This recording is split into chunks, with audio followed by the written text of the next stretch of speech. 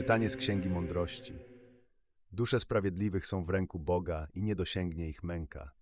Zdało się oczom głupich, że pomarli. Zejście ich poczytano za nieszczęście i odejście od nas za unicestwienie, a oni trwają w pokoju. Choć nawet w ludzkim zrozumieniu doznali kaźni, nadzieja ich pełna jest nieśmiertelności. Po nieznacznym skarceniu dostąpią dóbr wielkich, Bóg ich bowiem doświadczył i znalazł ich godnymi siebie.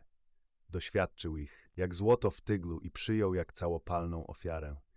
W dzień nawiedzenia swego zajaśnieją i rozbiegną się jak iskry po ściernisku. Będą sądzić ludy, zapanują nad narodami, a Pan królować będzie nad nimi na wieki.